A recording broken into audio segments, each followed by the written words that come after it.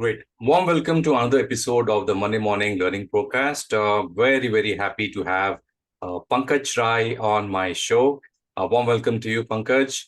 I'll start off with an introduction, but any welcome words before we start off, Pankaj? No, good morning, Ravi. And I don't think you need to give a long introduction. I'm sure as we go along, many parts of my introduction will come through anyway. Absolutely. I think that said, I think let me quickly share the themes that we're going to cover, Pankaj, to our audience. We're going to have 5 themes. We're going to start off with networking essentials, not the computer networking, but networking in terms of understanding and getting to know more people. Theme 2 will be on pursuing a passion outside the corporate, and we'll take Pankaj's views on that. Theme 3 talks about staying relevant and how to identify mentors. Theme 4, as always, layoffs and how to prepare oneself for a layoff. And theme 5, influencers, as to who being the largest influencers in Pankaj's life. So not taking much time, Pankaj, let me shoot the first question.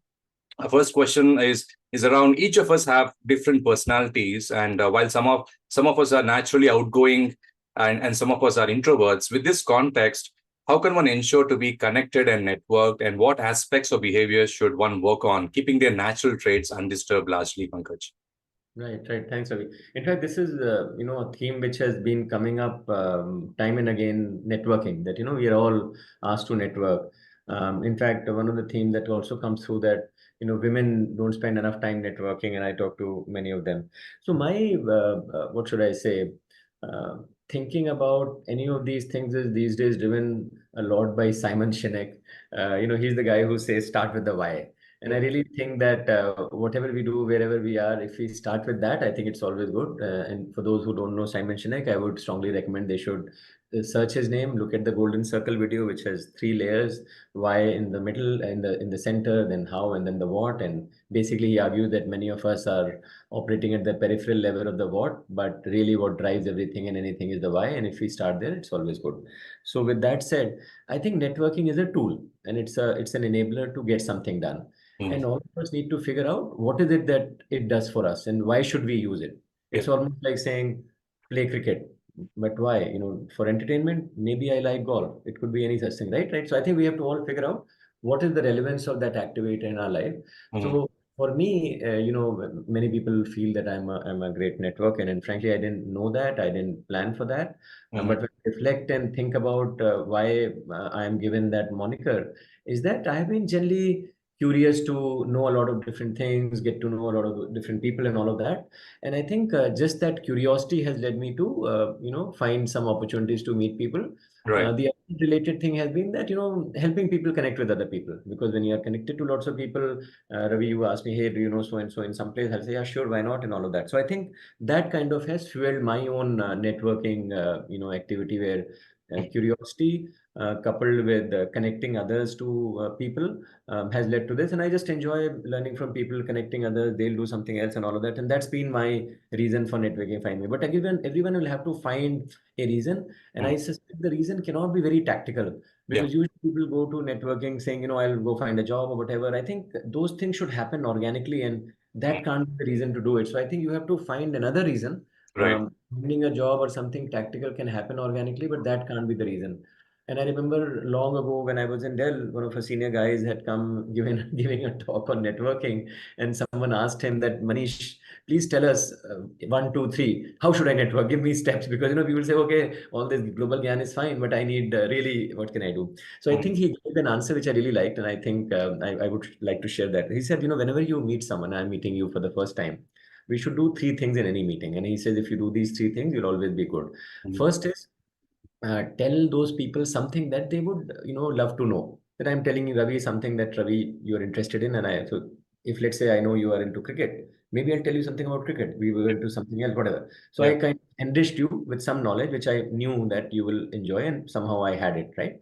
Second is seek a similar input from them on something that they are really good at. Let's say you are really good in machine learning, and somehow I seek some input from you. So he also said that even if you are not really interested in that, still fake it, because everyone likes to share knowledge and give gyan and feel important. So no harm in asking that question and getting knowledge about that. Yeah. And third is offer to help. That I'm always there to help you. So he said that if you think about what did we do? We exchanged, we created a reciprocity, we shared some knowledge, we gained some knowledge, and we offered to help. He said if you did these three things in any interaction with anyone, they would want to meet you again. But Absolutely. let's say you went to them, say, hey, I need your help. Can you find me a job and whatever it is? And I need some mentoring advice, right?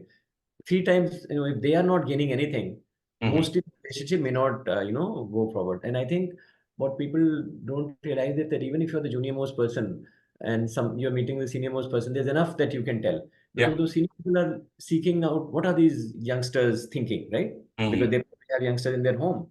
They probably are managing youngsters all. So I do think that everyone can add value to everyone else.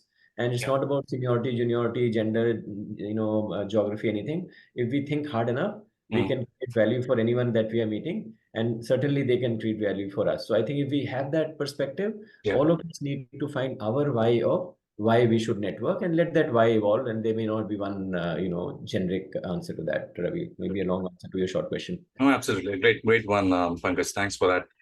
Leading to the next theme, the importance of pursuing a passion outside the corporate. I mean, there are two power codes attributed to you on noted by media. Basically, one is running is a new golf in the field of corporate networking, and running with friends can be addictive.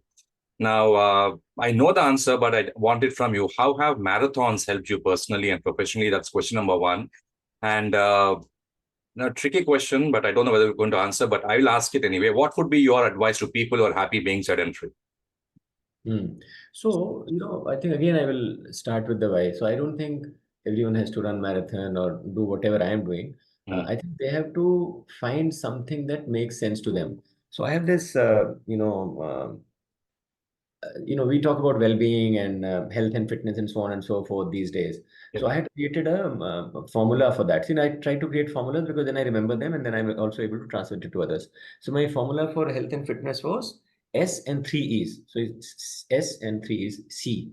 So the four things that are there in my mind are sleep, eating, exercising, and the last one is expression, which is what kind of thoughts are you carrying, are you stressed or not, and so on and so forth.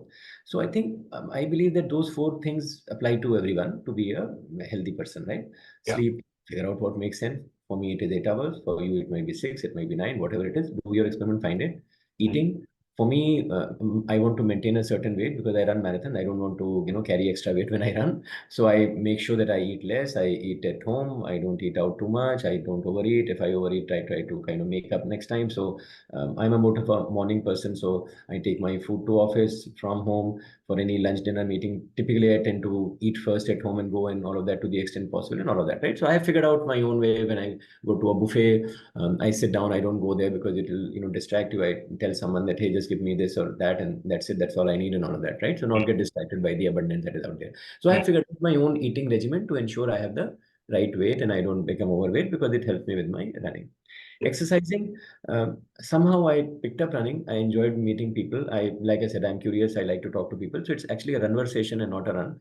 So I Mm, meet lots of people. I talk to them these days. I sometimes, if I'm alone, I can listen to a podcast. But it's a curiosity-seeking activity which happens along with the run. So it's not purely a physical activity, and I enjoyed that. right. But I think that everyone has to figure out some exercise, some activity, because we all know that a healthy mind and a healthy body, all that. Whether it is yoga, whether it is golf, whether it is something, whether it is walking, something that works for you. For me, it's running. It could be something else. Expression is the hard part. As people say, how do I keep my mind sane?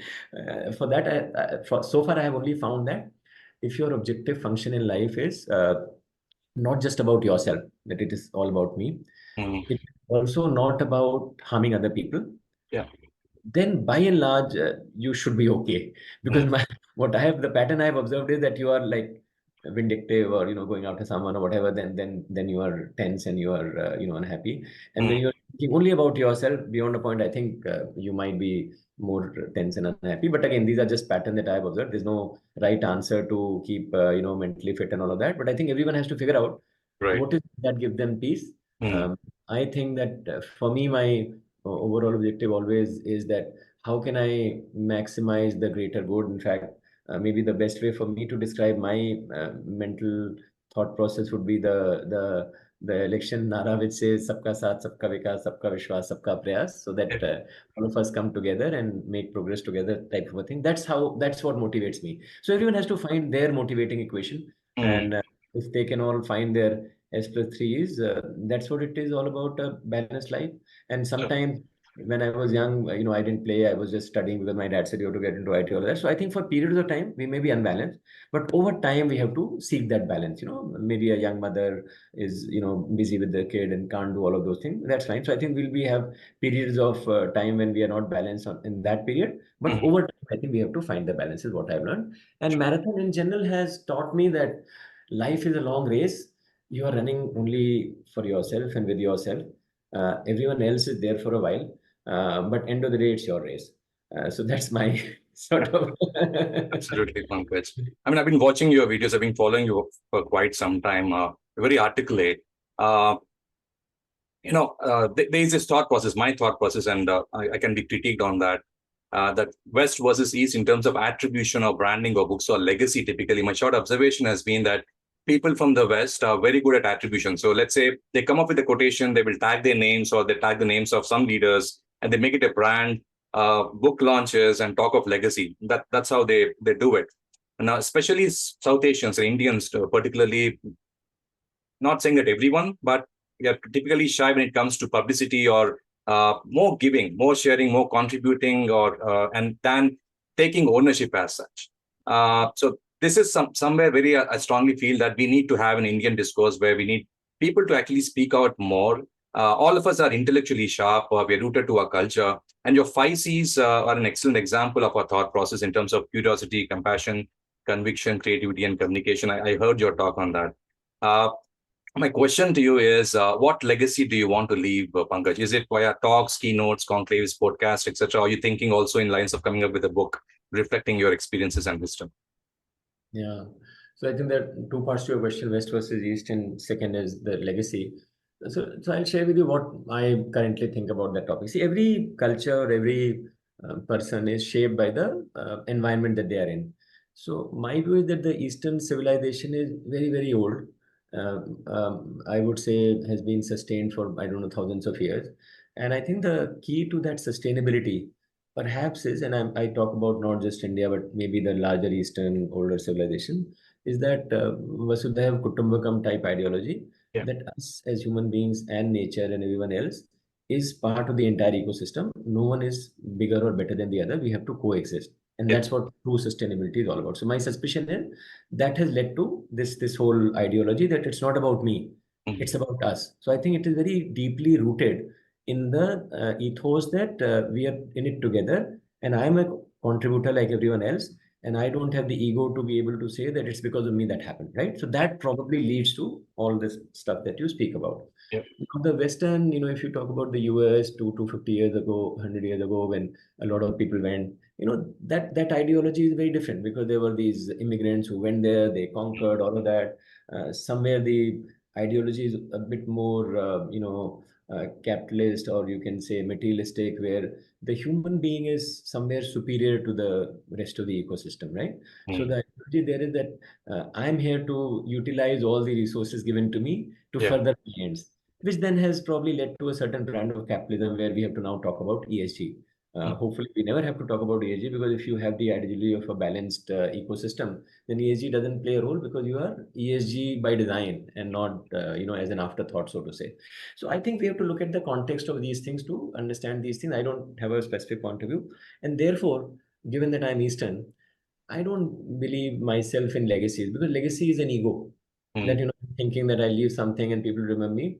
One of the ways to I'll tell you a real story. So 10, 15 years ago, when I used to be in Dell, I was inspired by this guy, Clayton Christensen. He had a course called How Will You Measure Your Life in Harvard. It's very popular.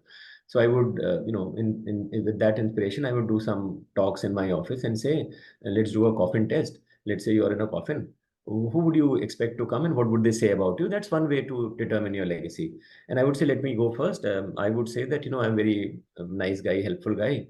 Hopefully lots of people will come and they'll say, this guy was very nice. When I approached him, he helped me all that, right? So that was my answer for many years. Then after some time, my answer changed. I told people that frankly, I don't think anyone will come. Because now WhatsApp has happened, and people will say RIP, Mm, and someone will also say that yeah, one day he helped me very much. But after 2 hours, they will be sharing jokes with each other. So therefore, you are gone from the memory, and that is just a truth. Now the question is not what they do. The question is knowing that mm, will I change in my behavior? yeah. And my answer to myself was nothing.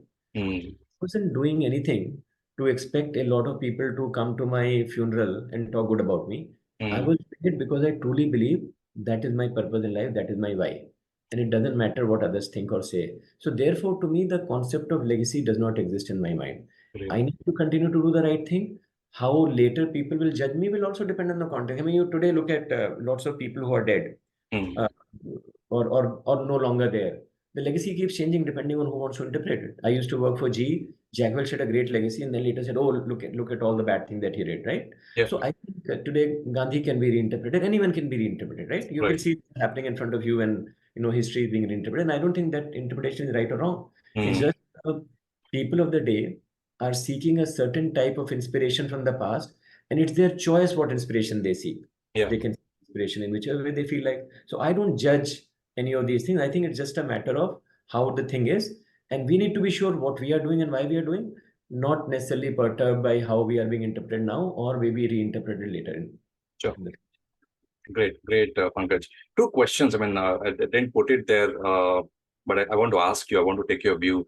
I mean, we've been seeing it, at least the last few years. We've been seeing a lot of parents pressurizing children to get into IIT and getting coached, and a lot of these students actually committing suicide. Every alternate day, we actually get that in news.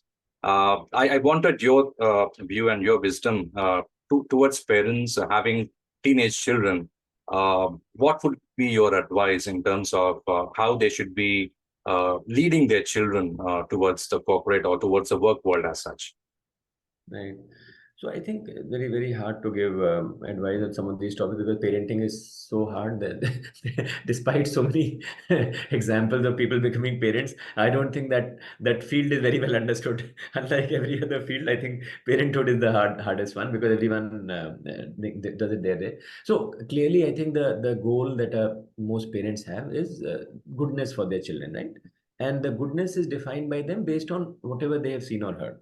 So Mm, I think it's like anything that we are trying to do, that whatever you are doing, it should not harm anyone, just as a natural order of things, whatever you are trying to achieve, right? In yeah. this case, if you are doing something with a child, it should not harm them. Now Mm, that harm is a very difficult thing. You might sort of push, just like that movie of Amir Khan where he was pushing his girls to do sports, and some people say, "Oh, he was pushing too hard. My mm, own dad pushed me very hard," and things like that, right?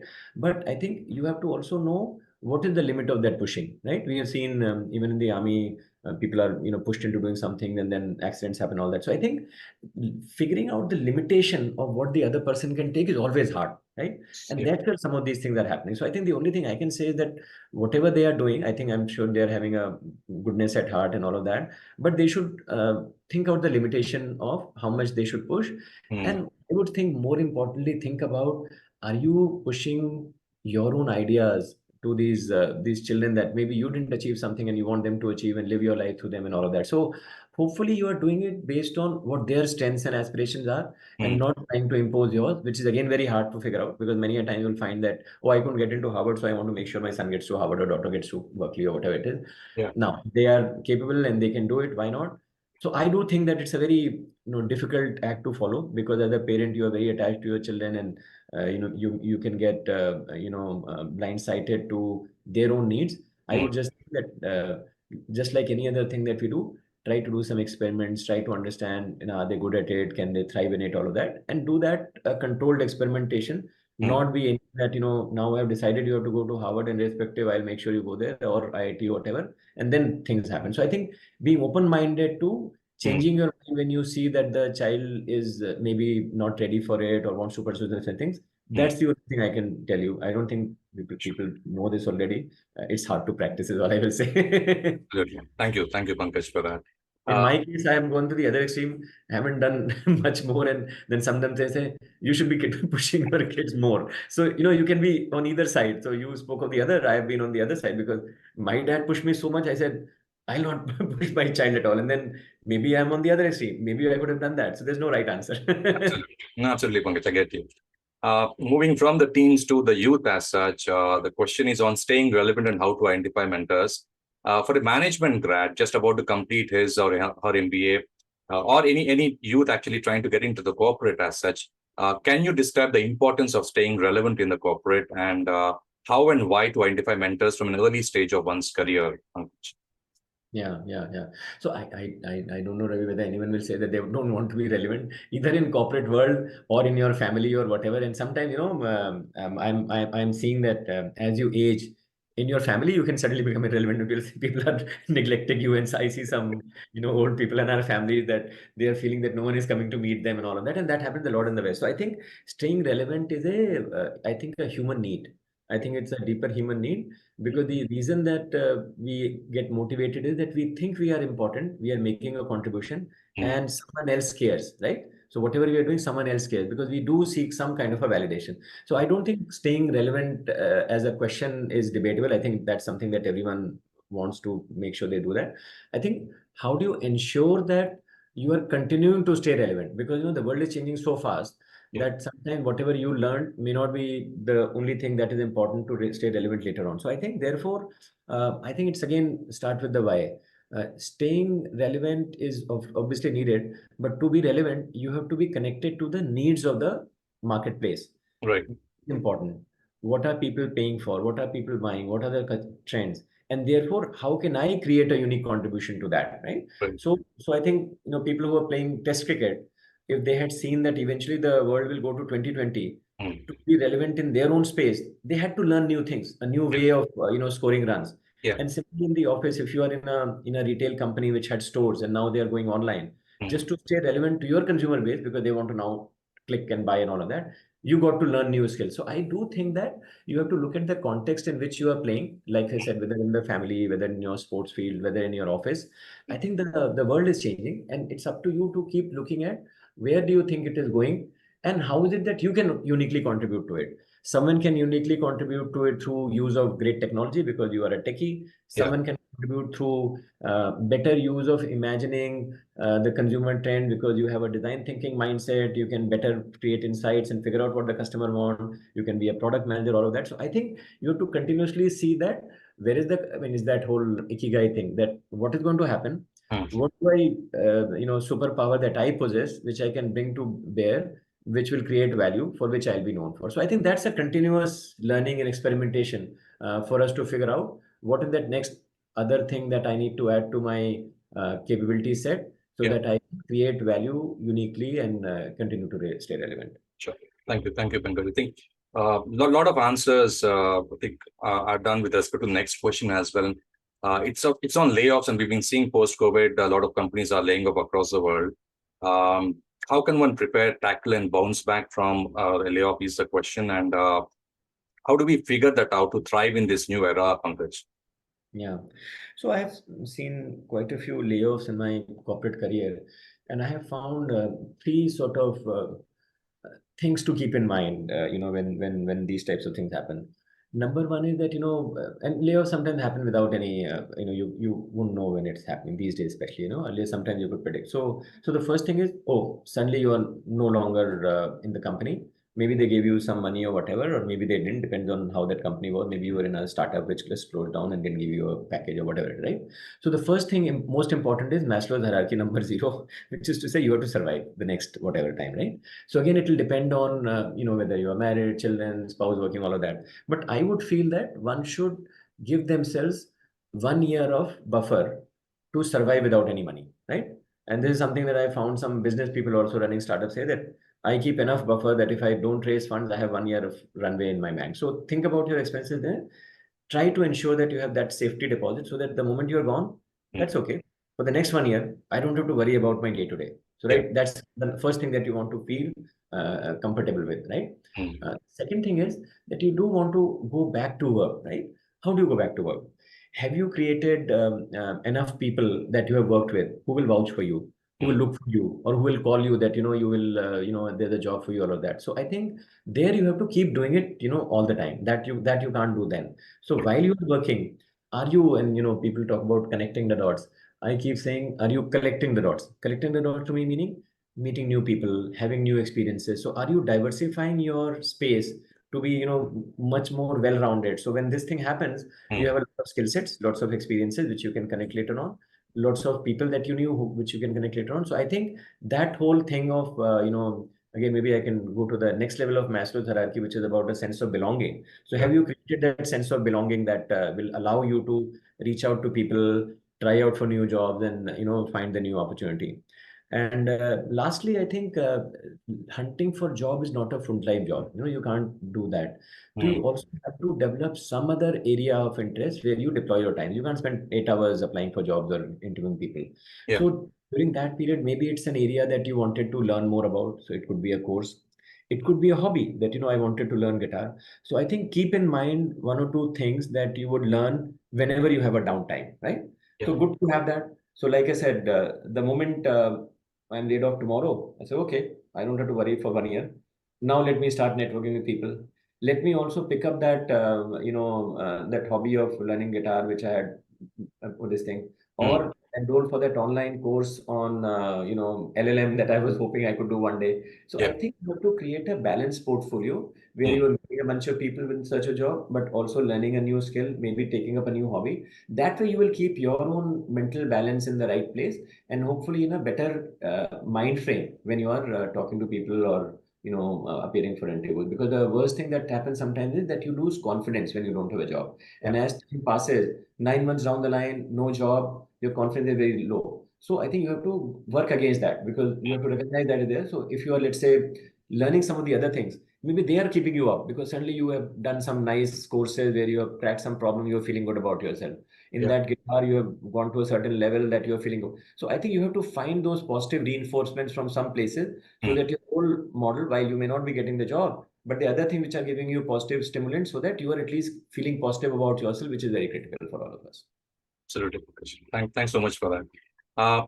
Coming to almost the last segment, Pankaj, in terms of influences, I've heard you from other videos where you spoke very articulately that there are a lot of role models. This need not be have one or two role models. We can actually pick up qualities from them and then imbibe for ourselves.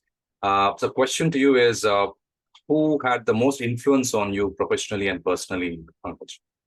Yeah, yeah. I think it's hard if anyone ever would say that their parents did not have a big influence in them. I think some of these things we realize much later in life. Initially, we sometimes after become a teenager, we think we know it all and they don't know it all. But I think at a basic level, most of us are influenced largely by our parents. So Okay. for me, clearly, my parents. So, my dad, who was, working in a company, and my mom, who was a homemaker. So very different people with very different job responsibilities. So I always say that my dad provided me the hardware, the go for the engineering, go for the job, and all of that, math, science, all those. He would teach me all that, and my mom provided the software, which is the what do you think about, how do you think about life, and all of that. So dad was a very big go-getter. He had come from a very humble background, and he had no resources. So he always wanted to get ahead in life at all costs. So he was like that, and he became, MD of 3 companies before he retired in the public sector, which is unheard of all that, right? So he's that. But mom, on the other hand, he was also very religious and puja and all of that. Mom, on the other hand, somehow was just be a good person type of a thing. Mm. Somehow I have taken upon her part on the software side, that you don't have to be a go-getter, you don't have to be a religious person, you don't have to be anyone, as long as you can be a nice human being. So I think I have acquired hardware from my dad, software from my mom, and that's who I am. Now, upon that, there have been so many people, who have influenced me deeply. I would say that in my corporate career, if I think of people that today also I'm in touch with, who have influenced me and continue to influence me, one of my early bosses was Sandeep Bakshi, who's now the MD of the company. He has been a big influence in how I think, what I do. One of my early bosses, Romi Malhotra, who hired me into Dell, and prior to that in Standard Chartered, he has been a huge influence in my life. Now these are bosses, and there are some others, but there have been so many peers that there's a long list. There's so many people who were in my team. So I think I can go on, and I'm in touch with a lot of them. So while it's always good to name some people who have achieved greatness, but there are some others who may not have achieved corporate greatness, but they have taught a lot. So I think you have to pick up things from wherever you see them, irrespective of whether those people are qualified as great people or not, is what I have at least learned, and this is what I can suggest. Great, Pankaj. Thanks so much. I think what we have covered in terms of the themes in the half an hour are yeah, your take on networking, your take on the importance of pursuing a passion outside the corporate, how to stay relevant and how to identify the right mentors, a unique take on layoffs and your parents being the influencers, Pankaj. So to conclude, I'd really like to thank a lot for sparing half an hour for me, and sometime in the future, I don't know when, I would love to have you back on some relevant topic without question, Pankaj. Thanks so much for your time today. Sure, Ravi. Thank you very much. Thanks for having me here. And it's always lovely to start the day with a intense talk like this. Thank you Sure. very much. Have a Thank you, good sir. day. Thank you. Okay. Bye-bye. Bye.